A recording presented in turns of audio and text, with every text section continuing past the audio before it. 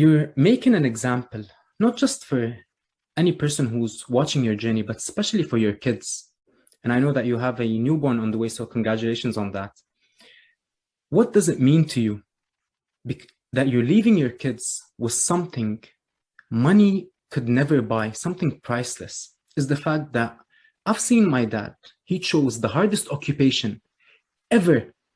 And anyone who knows anything about boxing, it is absolutely the most grueling, the loneliest sport of all, and especially to make it. And not only did my dad make it, but he became the absolute best. Not only did he become successful, but he reached the pinnacle. How important that is for your kids that 10 years from now, 20 years from now, when they're chasing their dreams, they're never going to have that moment of, can I really do it? Is this really possible? Because my dad, not only did he do it, but he chose, as I said, the hardest occupation of all. And he established supremacy at such a young age too, 27. So very important, and I take that so close to my heart. The sacrifice that I put myself through and put my family through. And I was talking about it today, before I leave now to head over to battle. I tell my kids, even at a young age, that dad's got to do this. Dad's got to go over there and win this fight. And he's going to bring something back. He's going to bring all these belts back. And this is not about the hardware. This is not about the money. But what I'm really bringing back is a roadmap for them in the future to say, whatever gets hard in my life, whatever I chase in my life, I will get to it. If I stay disciplined and sacrifice, and keep my dedication to whatever I'm chasing, my son to fight. But if that's what he chooses, thing that I do in my life to get to the top. And that's the same with anything he chooses in his life. And then anything,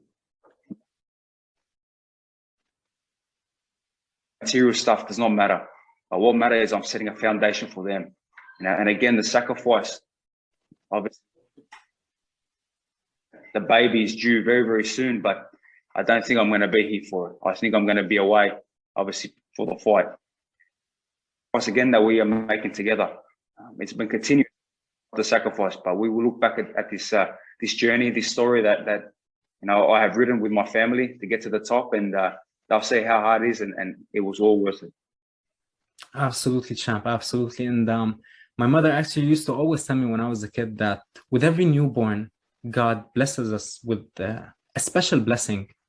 And I truly believe that you can't script this. As I said, timing is perfect. And I'm really looking forward to October 4th. Not only do you become undisputed, reign supreme in a division full of stars. I mean, you're talking about future potential matchups that are mouth-watering, to say the least. And I know for a fact that when you're going to be undisputed, Steve Duncan, the referee who passed away at 2015, I know how much he means to you. And I know that he's, without a doubt, going to be smiling from above, knowing that this kid who I believed in, and I refereed him from the start, now, not only do you go to the backyard, to the US, once you conquer the US, I mean, you basically made it.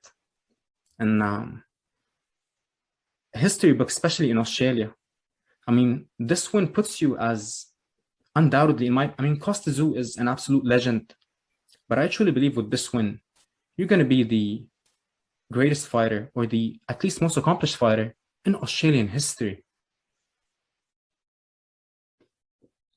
I got goosebumps when you said that name. A man that was very close to me and refereed many of my fights as a young amateur, and always said, "You will be world champion. You're going to do it." And even on his deathbed, where he was battling cancer, he turned around and said, "You are going to be world champion. You're going to do it." From and I can't wait for October 4th.